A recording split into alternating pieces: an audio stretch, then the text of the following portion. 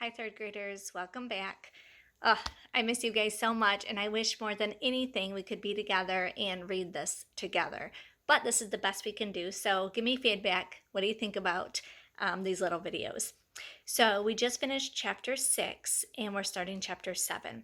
Now, chapter 6 ended, always look back and look for keywords, or read the last paragraph, where Mordred decided to send Wiglaf and Eric to reach Gorzil's cave by dawn. What are you waiting for? Go. So here they go. Chapter 7. Ready, Wiglaf? Eric called as he hurried towards the gatehouse. Wiglaf was bent over, trying to fix a wobbly wheel on the hoard cart for the gold. He glanced up and he was nearly blinded by the glare from Eric's sleighing outfit. Eric stood proudly before him in a gleaming silver helmet. He carried a broad silver shield and a wide silver belt held his sword. Wiglaf only had Shirkill. What fine gear, Wiglaf told Eric. Yes, Eric agreed. I sent away for it from the Sir Lancelot Fan Club catalog. Come. You shall pull the cart, as Mordred said. Let us be off. My sword is itching to slay a dragon. Wiglaf began to slide back the great iron bolt on the gatehouse door, but a yowl from Eric made him stop. Boar! Eric cried out. Wild boar! Wiglaf turned to see Eric with his sword drawn and his shield up. Stand back, Eric shouted. I shall slay the charging beast. What beast? Wiglaf asked, and then he spotted something running towards them across the castle yard. It was Daisy. Eric, stop! Wiglaf shouted. Stop! That's my own pig. It's Daisy. Eric stopped and glumly lowered his sword. He jammed it back into his belt and stomped off. Wiglaf ran to Daisy. Iglafway? She squealed. Eg te, e may, ith way, out yay. That's Pig Latin. We would probably go through all the words, but basically, Wiglaf, take me with you. I cannot, Daisy, Wiglaf said sadly. He squatted down beside her and scratched her bristly ears. It's too dangerous, for I am off to hunt a dragon. Orzilgay? Daisy's voice trembled. Which is Gorzil? Wiglaf nodded. Who knows? Perhaps I shall return a hero. He tried to smile. But if I do not, he gulped. If I do not return, I am sure Frypot will take good care of you. Now I must go. Farewell, best pig in the whole world. Farewell, Fay, which is farewell. Iglaf way, Wiglaf. Daisy called off. Udgay, good. Ucklay, luck. Wiglaf waved and hurried back to his gatehouse. Then he picked up his cart handle and said, Let's go. Let us be off, said Eric. Wiglaf and Eric followed the trail down the hill from the Dragon Slayer's Academy. Then they headed north on Huntsman's Path. They walked beside the swampy river all afternoon.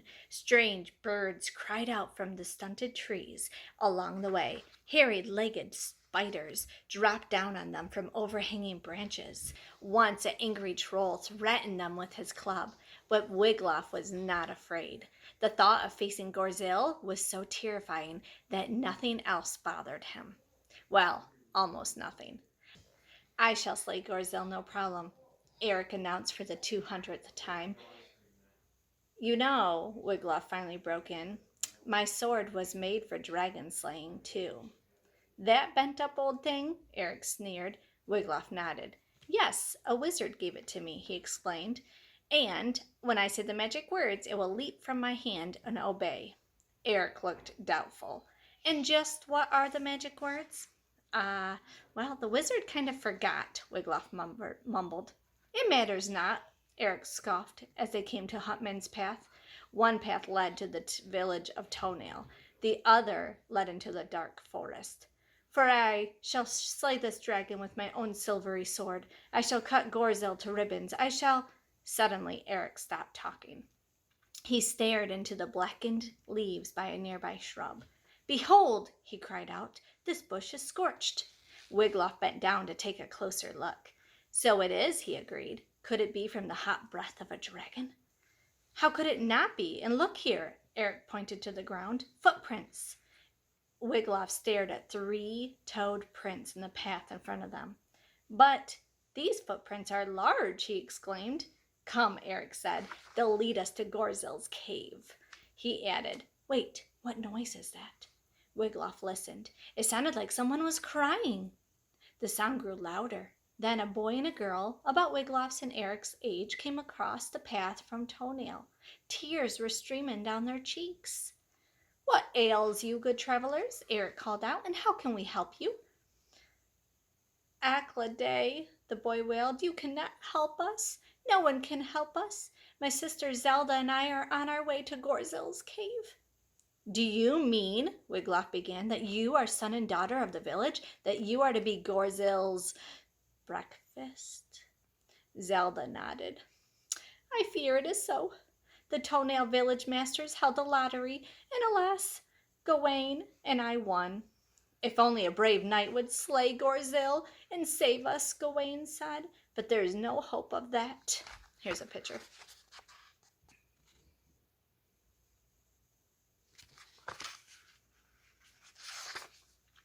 Eric yanked his sword from his sleeve and held it up into the air. Fear not, young friends, he cried out. Eric the Dragon Slayer is at your service. Gawain and Zelda stared at him. You? Zelda said. Eric nodded. But you are a boy, she scoffed. Eric sniffed. Well, I am the first in my class at Dragon Slayer's Academy, he replied, and I shall slay Gorzil. No sweat about it. Do you know how many brave knights have tried and perished in his flames? Gawain asked. No, Eric said. Gorzil will toast you like a marshmallow, Zelda declared, unless, she added, you come up with a clever plan. A plan, Wiglaf said. What kind of plan? Well, change clothes with us, Zelda cut in. Disguise yourself as the son and daughter of Toenail and catch Gorzil off guard. At first, Eric looked doubtful, but then he began to smile. Yes, he exclaimed, I see it now. At dawn, we shall appear at the mouth of Gorzil's cave dressed in your clothing. Gorzil will never suspect that behind my back I will have a sword. When the dragon opens his jaws to eat me, I shall whip out my sword and plunge it deep into his throat. His whole body will shudder and... But Eric, Wiglaf broke in, how can one of us pass as the daughter of the village? But Eric was already taking off his helmet. Worry not, Wiglaf, he said. Just be quick and give your tunic, which is your shirt, to Gawain. Here, Zelda, take my Sir Lancelot armor. Eric handed the girl his helmet and chainmail. As soon as we are dressed up in their clothes, Eric told Wiglaf, we shall go to carry out your plan. All right, so that's the end of chapter 7, and chapter 8 will be coming soon. Thanks for listening.